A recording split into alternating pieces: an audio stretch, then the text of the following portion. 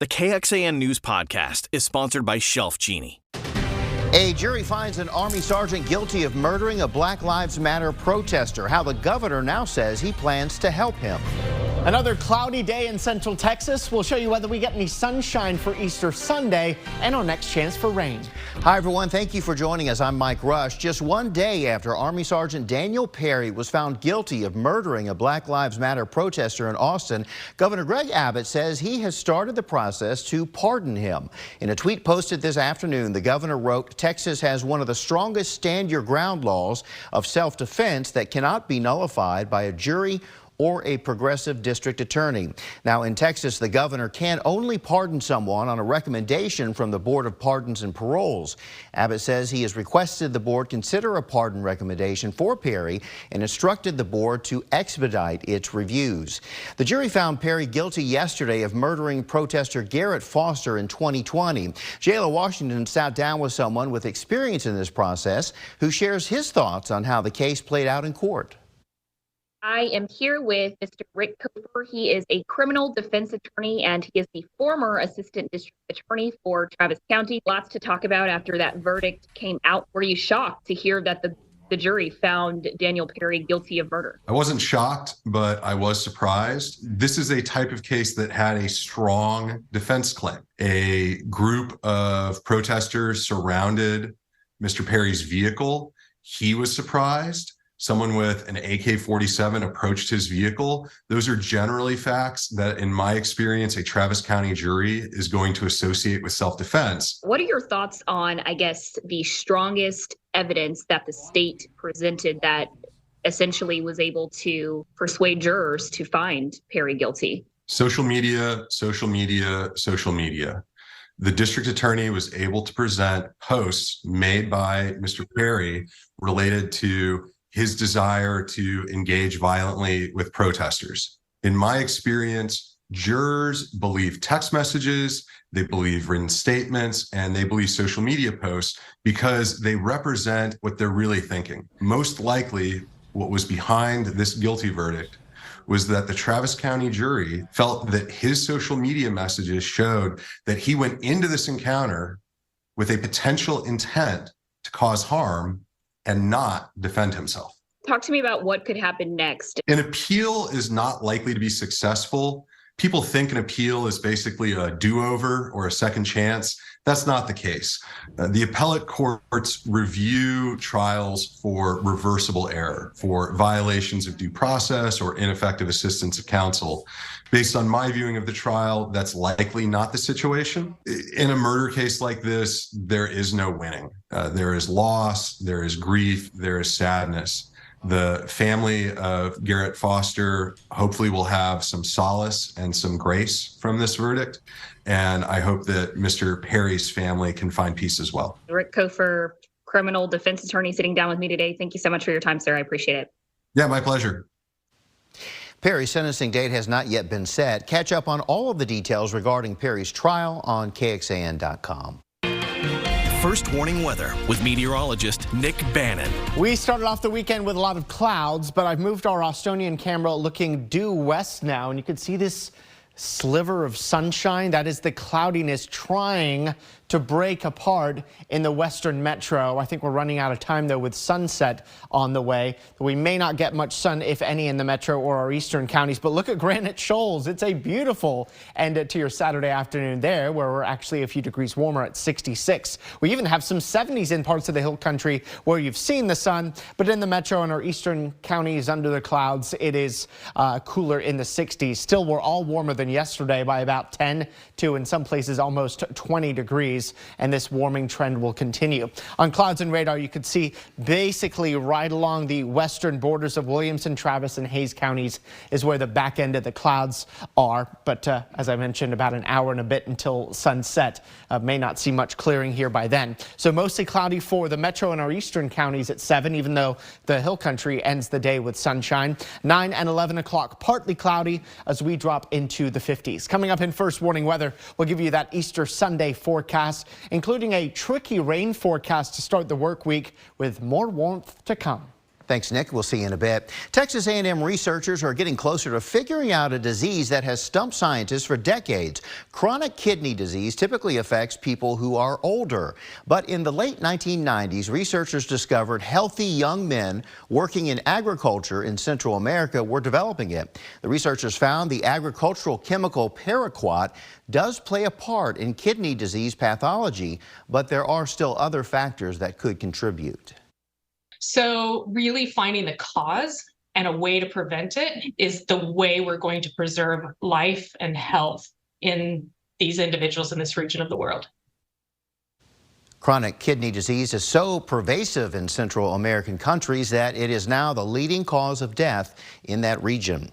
More than a dozen protests are scheduled today around the country, including Austin, over the ruling by a Texas judge that could restrict access to the most common abortion method in the U.S.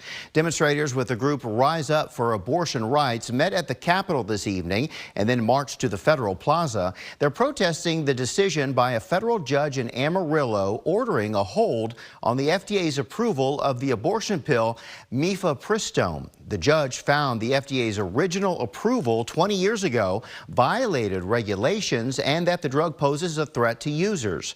The ruling will take effect in 7 days, barring an appeal from the FDA. Protesters call the decision a violation of what they say is a woman's fundamental right to abortion. Still to come on KXAN, the gift that made a Texas Tech freshman set her sights on the top job at Disney and the advice she got from the guy who's got the job now. And with a blast off possibly days away, how the business of launching rockets is impacting Brownsville. It is a story of a Texas Tech freshman with a big dream. 18-year-old Corey Borkstad is pursuing a lifelong goal to become Disney's future CEO. It all started in 2008 when she was given a share of Disney stock by her grandmother, and she's attended every shareholder meeting ever since. While the company isn't looking for a new CEO just yet, the ambitious student already has one foot in the castle door, with her determination gaining recognition from the current CEO, Bob Iger. I had asked what advice he would give to a kid who might want to be in his position someday, and he responded to keep coming to the shareholders meetings, and he said stay in school and just keep doing what I'm doing, and so I keep trying to live by that. Sounds like she's on the right track. But if the CEO job is taken when Corey graduates, she says she hopes to still work for Disney to help them make movies. High of 62 here today as we continued our slow warm-up, still well below our normal, which is 79. Hey, if you haven't already marked your calendars, exactly 1 year from today is a total solar eclipse that passes right through Central Texas. We've got a blog on where you need to be to watch it on KXAN.com right now. In the meantime, we'll show you the slow warming trend through the next several days and some opportunities for more beneficial rainfall in first warning weather. This KXAN News podcast is brought to you by Shelf Genie. I'm Rosie Newberry from KXAN Studio 512. Considering replacing your kitchen cabinets? Struggling to find or reach things? Go to shelfgenie.com/Austin. Shelf Genie designs custom pull-out shelves for your existing cabinets, adding convenience and value to the most used room in your home. Shelf Genie custom pull-out shelves, everything in reach. The highly anticipated launch of the SpaceX Starship could be happening in the coming days. The potential launch from Brownsville is gaining a lot of attention from space enthusiasts from across the valley and beyond. SpaceX CEO Elon Musk announced this week that the Starship is fully stacked and ready to launch pending regulatory approval. Members of the South Texas Astronomical Society, or STARS Society, say having SpaceX in the valley and launching from Boca Chica is a big opportunity for everyone to enjoy. It's going to be great, and the students are excited about it. To think that rockets are being launched from their backyard, it's a wow. This upcoming milestone is a whole new different game. I think that, put everything that happened before and everything that happened after, it's going to be a different world once we launch into orbital.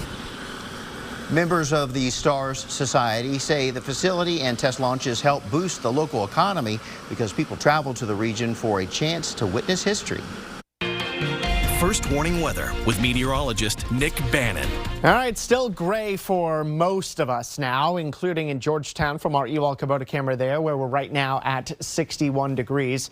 Showing you the big picture, the clouds kind of hanging tough over the metro and our eastern counties, even though you got sunshine in a good portion of the hill country here today. I think more of us get a bit more sun tomorrow, although it's not going to be the sunniest day ever.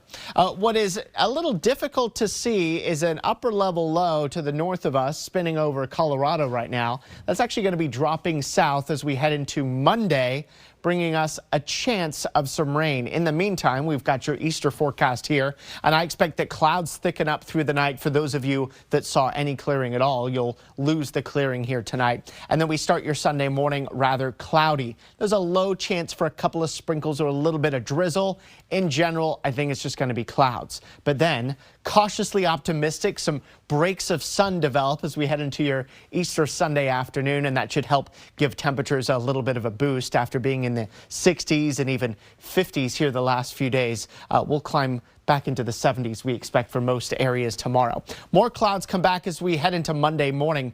And here's that rain chance. We're seeing some computer model guidance that we look at that really brings a good chance of rain to most of the area Monday morning. But as we've been getting some of our higher resolution models picking up on that Monday rain potential, it's really drying out a lot of the rain by the time it gets to central Texas. So you can see not a whole lot of wet weather around Monday morning. There's the potential for a few follow-up isolated storms here Monday afternoon, but we have lowered the rain chances on Monday now to just 30%. And it does look like the hill country actually has the highest chances of rain on Monday, which is fine because we need the rain there the most right now. We're at 62 in Austin. You can see the areas that have had much more sunshine today are in the 70s, and I think we'll manage 70s here tomorrow thanks to a little more sun. Tonight's forecast, a partly to then mostly cloudy sky.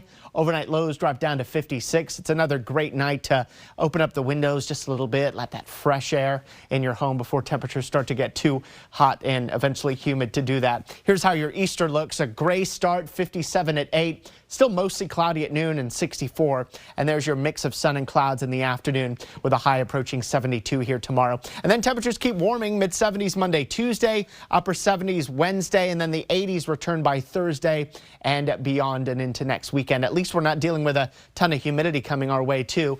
From comfy to just a little bit muggy here over the next week, but really no stickiness to talk about. After our little rain chances on Monday, we wait until the end of the week, if not into next weekend, for our next best rain chances coming next Saturday. Overall, over the next week, looking like a 1/10 to half an inch of rainfall here in central Texas. Hopefully, we trend a little wetter than that as we approach next weekend. Although it's never fun when the rain comes on the weekend, we still need it regardless of the day. Look at our first warning weather 7-day forecast. You see those temperatures climbing and you see those rain chances peaking on Monday and then Saturday. We do have some low 10% rain chances Tuesday and Friday though.